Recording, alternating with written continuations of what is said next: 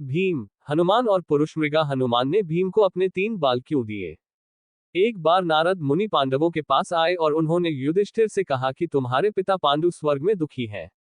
कारण पूछने पर उन्होंने कहा कि पांडु अपने जीवन काल में राजसूय यज्ञ करना चाहते थे, लेकिन यदि वे ऐसा नहीं कर सके तो आपको ऐसा करना चाहिए ताकि उनकी आत्मा को शांति मिल सके। तब पांडवों ने राजसूय यज्ञ का आयोजन किया। इस आयोजन को भव्य बनाने के लिए युधिष्ठिर ने यज्ञ में भगवान शिव के महान भक्त ऋषि पुरुष मृगा को आमंत्रित करने का निर्णय लिया। ऋषि पुरुष मृगा जन्म से ही अपने नाम के समान थे। उसका आधा शरीर मनुष्य का था और पैर हिरण के समान थे। उन्हें ढूंढने और बुलाने की जिम्मेदारी भीम को सौंपी गई। जब भीम पुरुष मृगा की खोज में निकले तो श्री कृष्ण ने भीम को चेतावनी दी कि यदि वह पुरुष मृगा की गति की बराबरी नहीं कर सका तो वे उसे मार डालेंगे। इससे भयभीत होकर भीम पुरुष मृगा की खोज में हिमालय की ओर निकल पड़े। जंगल से गुजरते समय उनकी मुलाकात हनुमान जी से हुई।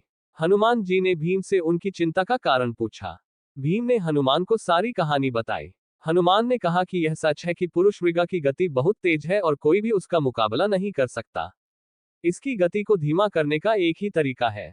चूंकि वह भगवान शिव के बहुत बड़े भक्त हैं, इसलिए यदि हम उनके रास्ते में एक शिवलिंग बनाएंगे तो वह निश्चित रूप से उसकी पूजा करने के लिए रुकेंगे। ये कहकर हनुमान ने भीम को अपने 3 बाल दिए और कहा कि जब भी तुम्हें लगे कि नर मृग तुम्हें पकड़ लेगा तो तुम अपना एक बाल वहीं गिरा देना। यह एक बाल 1000 शिवलिंगों में परिवर्तित हो जाएगा।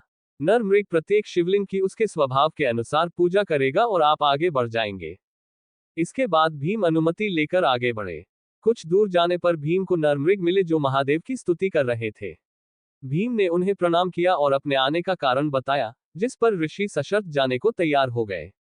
शर्त ये थी कि भीम को उनसे पहले हस्तिनापुर पहुंचना होगा और अगर वह ऐसा नहीं कर सके तो ऋषि मृगा भीम को खा जाएंगे।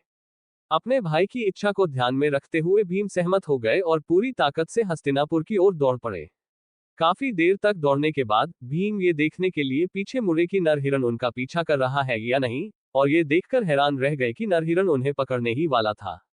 तब भीम को हनुमान के बालों की याद आए और उन्होंने उनमें से एक को गिरा दिया। गिरे हुए बाल 1000 शिवलिंग में बदल गए।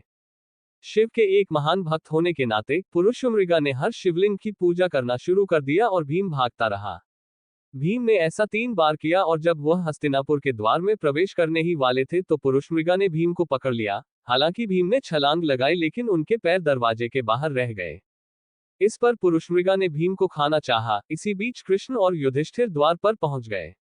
उन दोनों को देखकर भीम भी बहस करने लगे। तब पुरुष मृगा ने युधिष्ठिर से न्याय करने को कहा। तब युधिष्ठिर ने कहा कि भीम के पैर दरवाजे के बाहर रह गए थे, अतः तुम केवल भीम के पैर खाने के अधिकारी हो। युधिष्ठिर के न्याय से पुरुष मृगा प्रसन्न हुए और भीम को छोड़ दिया। उन्होंने राजसूय यज्ञ में भाग लिया और सभी को आशीर्वाद भी दिया।